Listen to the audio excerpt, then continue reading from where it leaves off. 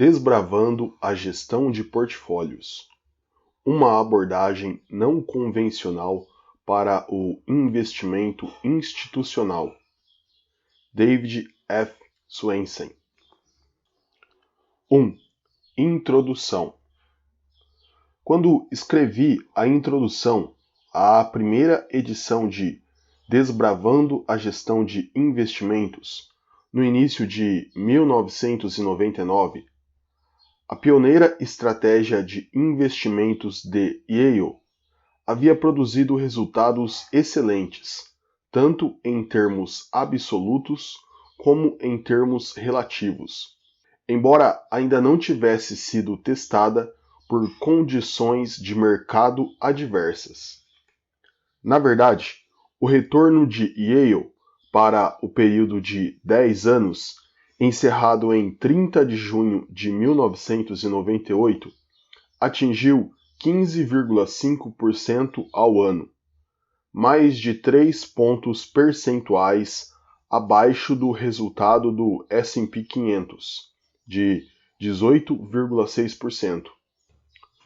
O déficit do endowment relativo às ações das empresas americanas negociadas no mercado doméstico, na época, a classe de ativos com melhor desempenho, levou os mais céticos a questionar se era sabido empreender a difícil tarefa de criar um portfólio bem diversificado e voltado para investimentos em ações.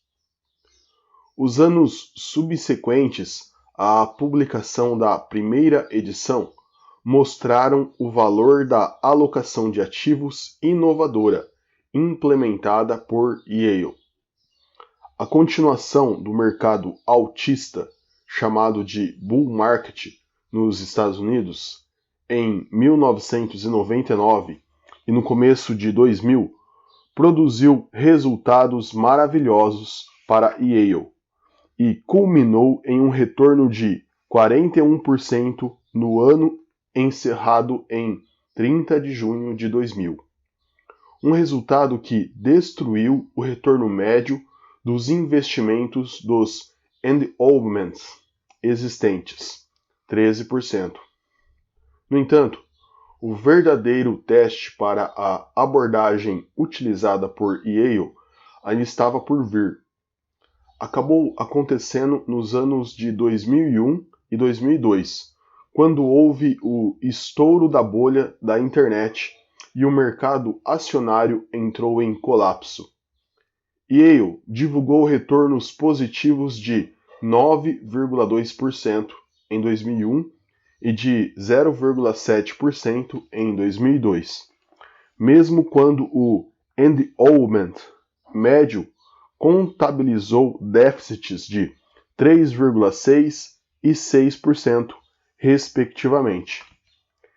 Em resumo, a estratégia voltada para o investimento em ações continuou a impulsionar os sólidos resultados de Yale, ao passo que a diversificação contribuía para preservar os ativos da universidade. De uma perspectiva de mercado, o ponto de vista privilegiado do início de 2008 é dramaticamente diferente daquele dos primeiros meses de 1999. Para o período de 10 anos, encerrados em 30 de junho de 2007, o retorno de 17,8% de Yale superou acentuadamente os 7,1% registrados pelo S&P 500. A análise dos resultados em 20 anos conta uma história parecida. Yale, com 15,6%, ultrapassou o S&P 500 com 10,8%. Na verdade, o sucesso conspícuo de Yale atraiu a atenção de muitos investidores e fez a estratégia da universidade parecer menos radical e mais sensata, menos pioneira e mais dominante. Mesmo com a filosofia de gestão de portfólio de Yale tendo sido amplamente imitada, a universidade contabilizou retornos formidáveis em comparação a outras.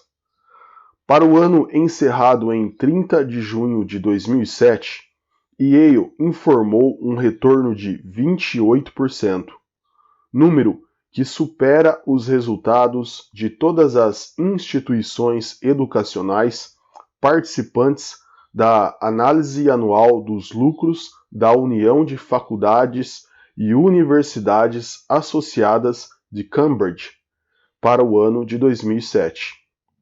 Mais significativamente, os resultados de Yale lideraram o grupo para os períodos de 5, 10 e 20 anos.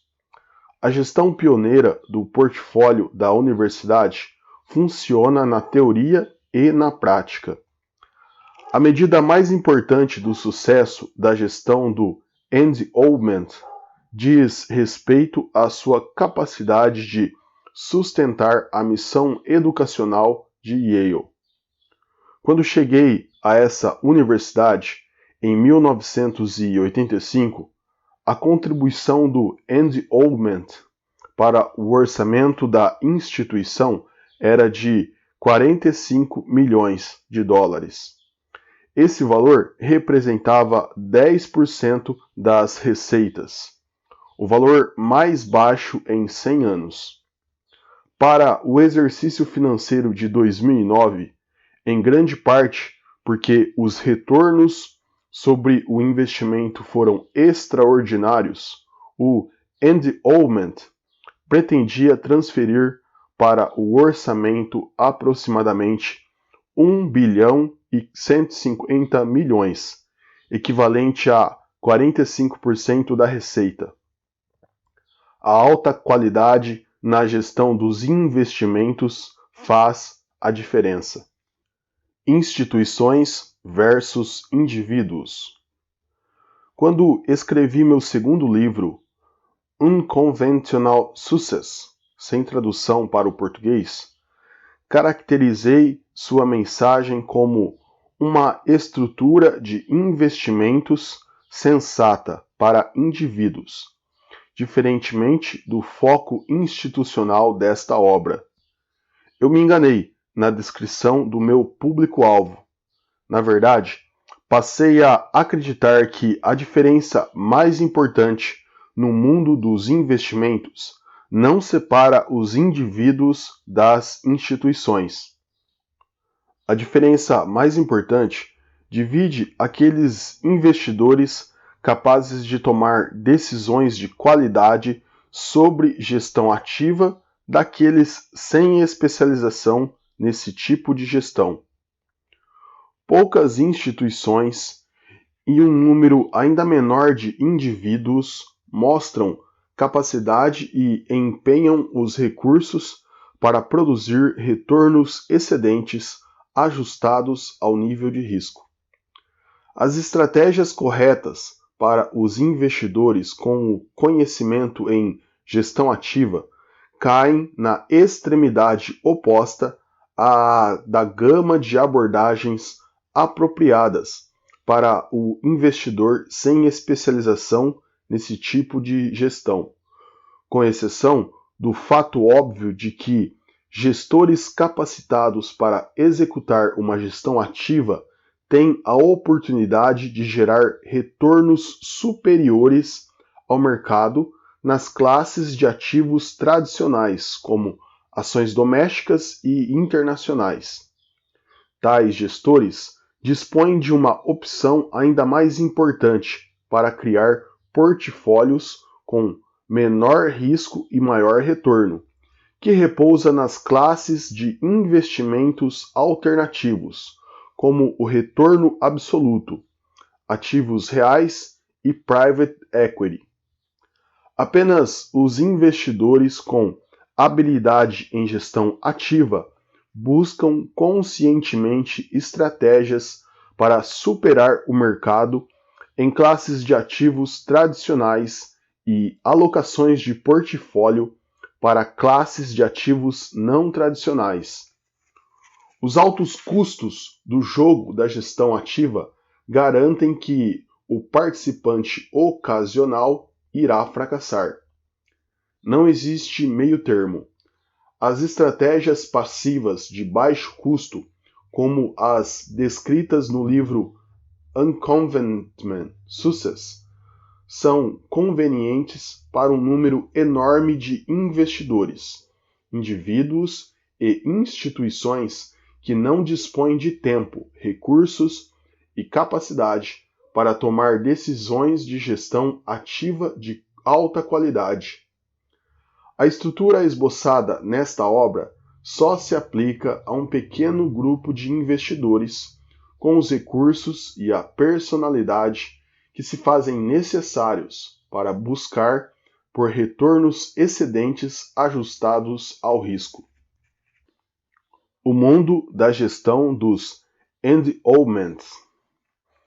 A fascinante atividade de gestão dos endowments captura a energia e a imaginação de muitos indivíduos talentosos, responsáveis por administrar ativos institucionais. Investir com um horizonte de tempo medido em séculos para sustentar as missões educacionais e de pesquisa de faculdades e universidades consiste em um desafio que com certeza envolve as emoções e o intelecto. Além do apelo dos propósitos beneficentes a quem serve os endowments, o negócio dos investimentos encerra um conjunto de atrações independentes, povoada por indivíduos extremamente motivados e possuidores de um talento raro. A indústria da gestão de fundos institucionais é uma fonte quase inesgotável de produtos, e alguns deles realmente servem aos objetivos fiduciários.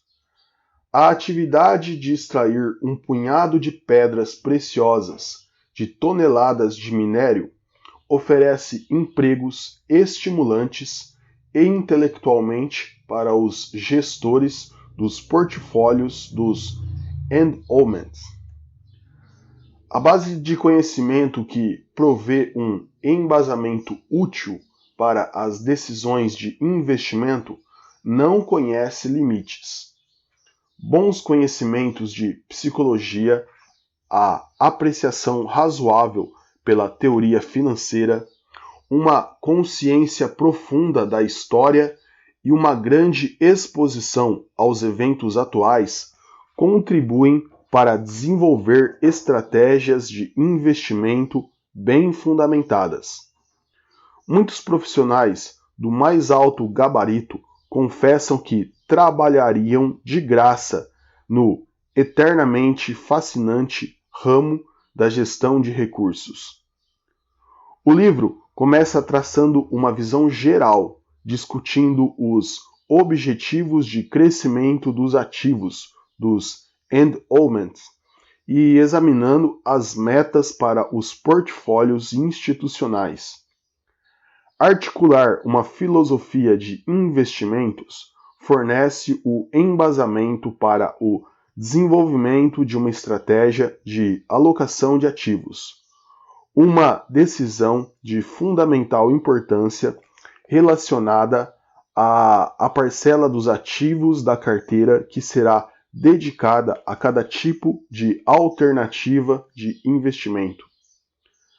Após determinar uma estrutura para a construção do portfólio, o livro investiga os detalhes específicos da implementação de um programa de investimentos de sucesso. Uma discussão sobre as questões envolvidas na gestão de portfólios examina situações em que os conflitos do mundo real poderiam impedir a realização dos objetivos do portfólio. Capítulo sobre classes de ativos tradicionais e alternativas introduzem as características dos investimentos e as oportunidades em que se faz gestão ativa. Na sequência, apresenta-se um resumo sobre a gestão das classes de ativos. O livro termina com alguns pensamentos sobre como estruturar um processo de tomada de decisão eficaz. A linearidade com que o livro expõe o processo de investimento mascara as complexidades inerentes ao desafio de gerir portfólios.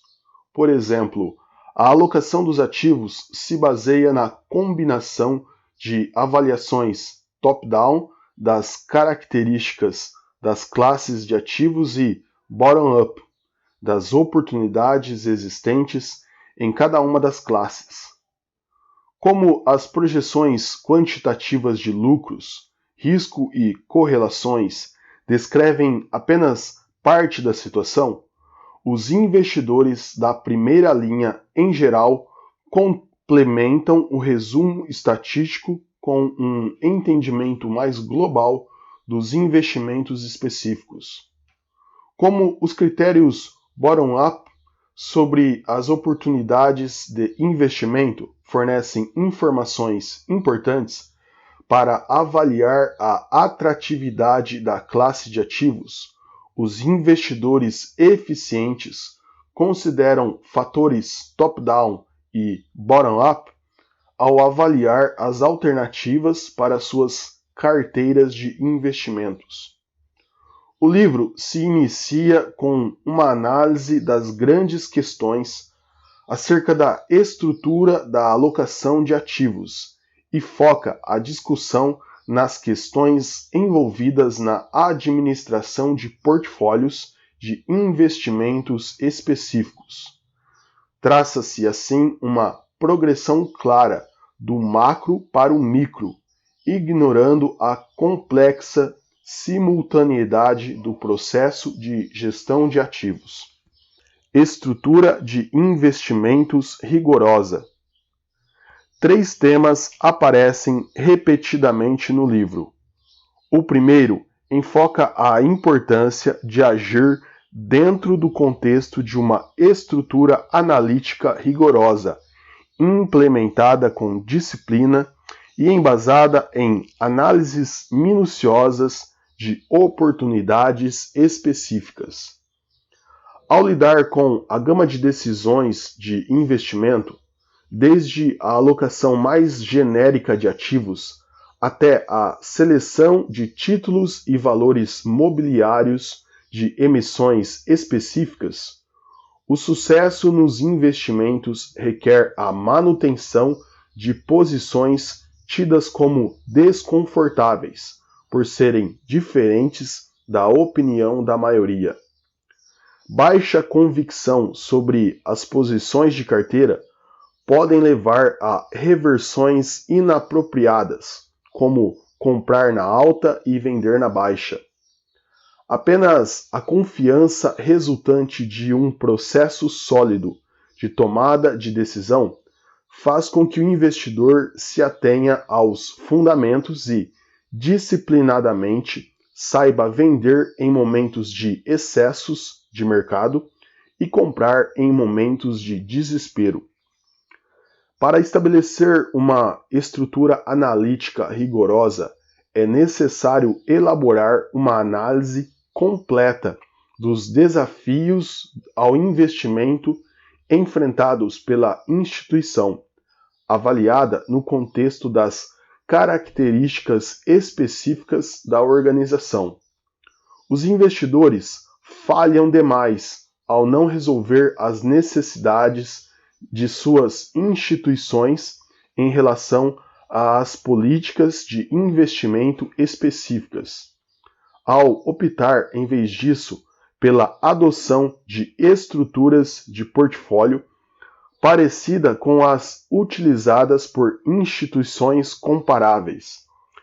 Em outros casos, quando avaliam estratégias de investimento de indivíduos, assumem obrigações com base na identidade dos co-investidores, e não nos méritos da operação proposta. Ficar brincando de seguir o líder expõe os ativos a riscos consideráveis.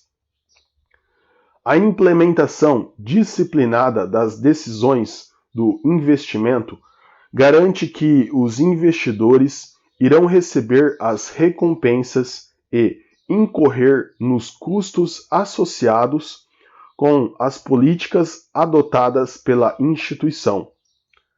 Apesar de muitas atividades de investimento importantes requererem uma supervisão cuidadosa, manter os objetivos de alocação de ativos da política figura quase no topo da lista.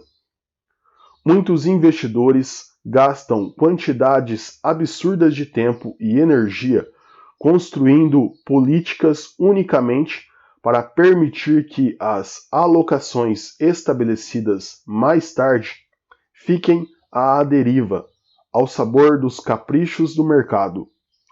O processo de rebalanceamento demanda um nível de atividade significativo, pois é necessário comprar e vender para manter sub- ou sobrealocações em ativos-alvo. Sem uma abordagem disciplinada, com vistas a manter os alvos da política, os administradores não conseguem alcançar as características desejadas para o portfólio da instituição. Tomar decisões com base em análises completas e minuciosas é a melhor forma de fundamentar a operação de um programa de investimento sólido. A natureza competitiva da indústria de gestão de investimentos tem origem na predominância dos jogos de soma zero, em que a quantidade ganha pelos vencedores é igual à perdida pelos perdedores. As decisões avaliadas com cuidado compõem a única base inteligente para uma busca frutífera de atividades de investimento, que vão desde as decisões mais genéricas sobre políticas até as apostas superespecíficas no tocante à seleção de títulos e valores mobiliários. Problemas de agência. O segundo tema diz respeito à prevalência dos problemas de agência que interferem na busca bem-sucedida dos objetivos institucionais.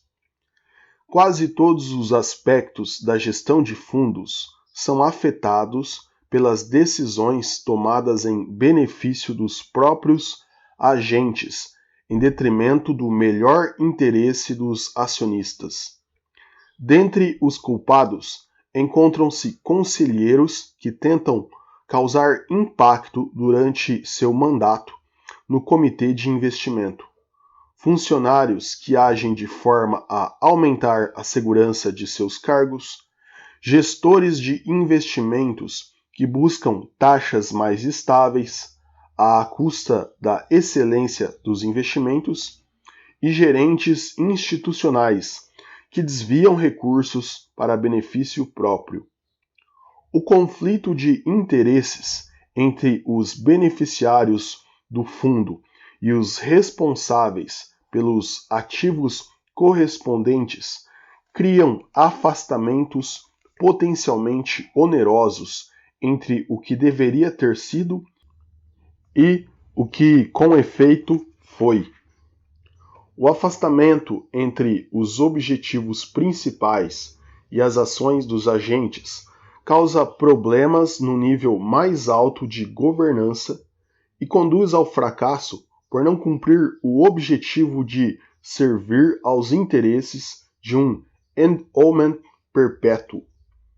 Os indivíduos desejam ser gratificados imediatamente, o que os leva a exagerar na ênfase a políticas pensadas para gerar resultados em períodos relativamente curtos.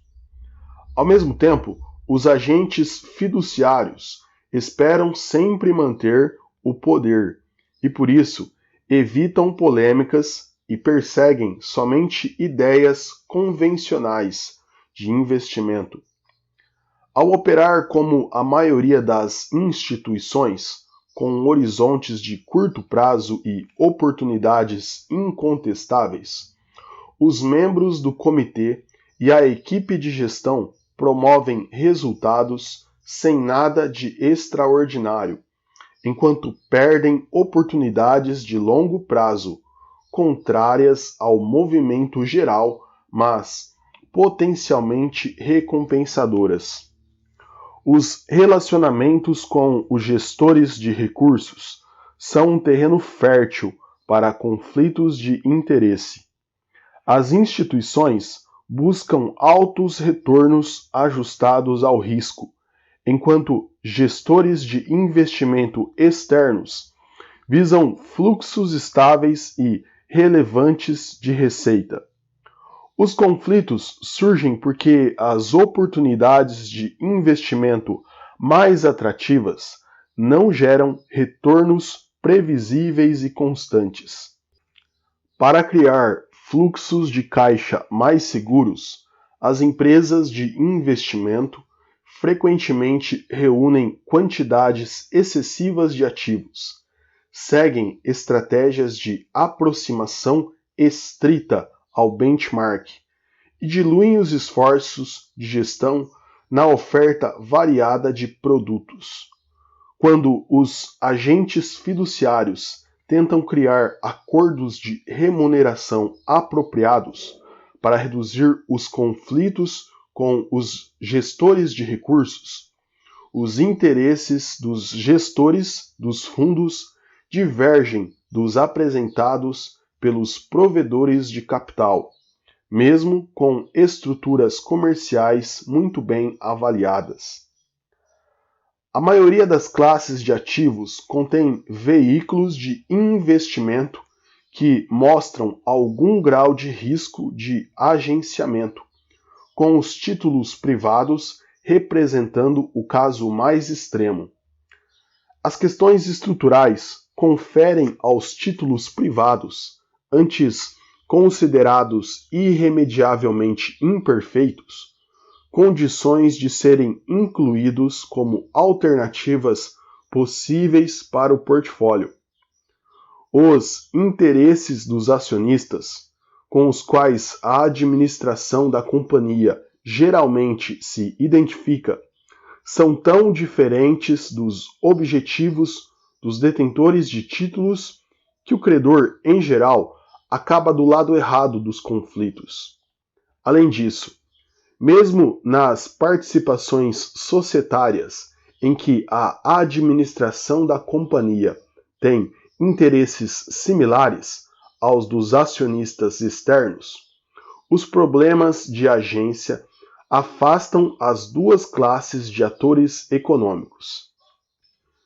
Em toda posição acionária, pública ou privada, a administração realiza, pelo menos ocasionalmente, atividades que visam aos ganhos pessoais e prejudicam diretamente os interesses dos acionistas.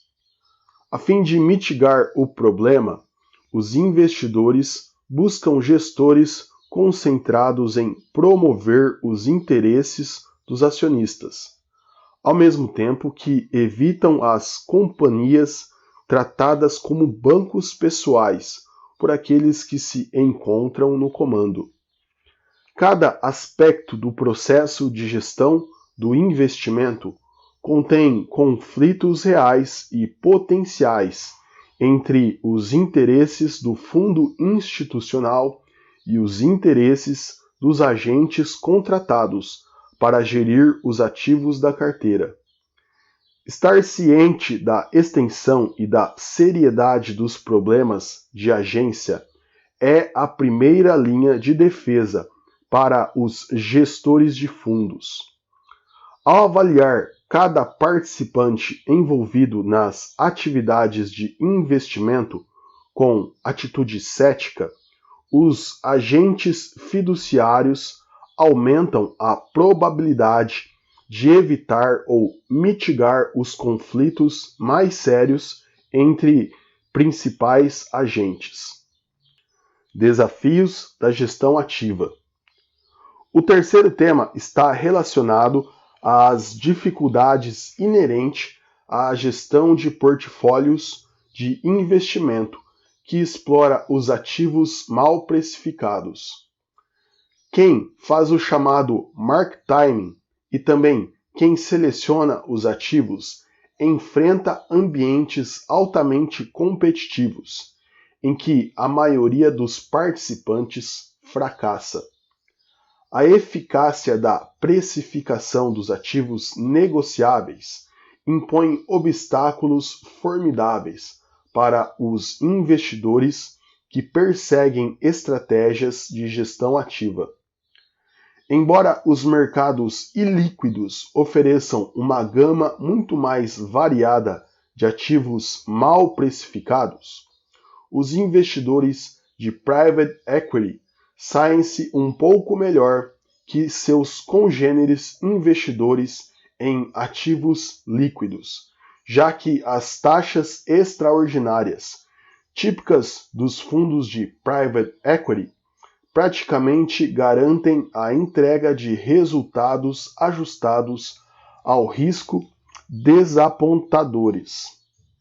As estratégias de gestão ativa, independentemente de o mercado ser público ou privado, costumam não corresponder às expectativas do investidor. A despeito dos imensos obstáculos ao sucesso da gestão ativa, a maioria esmagadora dos participantes do mercado escolhe jogar o jogo do perdedor, como os moradores do lago Wobegon, para os quais suas crianças estavam acima da média. Praticamente todos os investidores acreditam que suas estratégias ativas irão produzir resultados superiores. A dura realidade do jogo de soma negativa dita que, globalmente, os gestores ativos perdem para o mercado por um montante igual ao custo de jogar, pago na forma de taxas de administração, comissões e margens dos brokers. A fatia do bolo, que fica para Wall Street, define o percentual destinado à remuneração da performance experimentada por aqueles que adorariam ser um grande player do mercado. Os recursos humanos demandados para criar portfólios com possibilidade razoável de produzir retornos superiores nas classes de ativos interpõem mais uma barreira no caminho das instituições que pensam em adotar estratégias de gestão ativa. Os investimentos promissores só não são descobertos depois de eliminadas numerosas alternativas medíocres. Contratar e remunerar o pessoal necessário para identificar oportunidades que possam ir além do feijão com arroz acarreta encargos demasiadamente pesados para muitas instituições. A alternativa de tentar seguir estratégias ativas e baratas expõe os ativos a riscos relevantes. Tentativas casuais de superar o mercado provocam resultados ruins para as organizações que desejam empenhar os recursos necessários para vencer. Mesmo com um plantel adequado de funcionários altamente qualificados, as estratégias de gestão ativa exigem que as instituições se comportem de maneira não institucional, o que cria um paradoxo que poucos tiveram êxito em desembaraçar. Estabelecer e manter um perfil de investimentos não convencional requer aceitar portfólios desconfortavelmente idiosincráticos, que muitas vezes parecem totalmente imprudentes aos olhos da sabedoria convencional. Com exceção das instituições que mantêm posições contrárias durante períodos difíceis, os danos resultantes de comprar na alta e vender na baixa impõem graves custos financeiros e prejuízos à reputação de uma instituição. Ainda que as lições aprendidas neste livro sejam dirigidas aos desafios e às recompensas dos investimentos de endowment educacionais, as ideias descritas nestas páginas tratam de questões valiosas para todos os participantes dos mercados financeiros. Talvez o mais importante, os leitores podem desenvolver uma compreensão dos extraordinários requisitos para uma busca próspera de estratégias de gestão ativa. Uma autoavaliação rigorosa permite segregar os que têm capacidade de fazer gestão ativa dos que não têm, o que aumenta as chances de sucesso nos investimentos em razão do entendimento obtido sobre quais atividades evitar e quais pôr em prática. Além da possibilidade pragmática de melhorar os resultados dos investimentos, os estudantes de finanças provavelmente irão gostar de explorar o processo lógico subjacente à administração de um grande fundo institucional.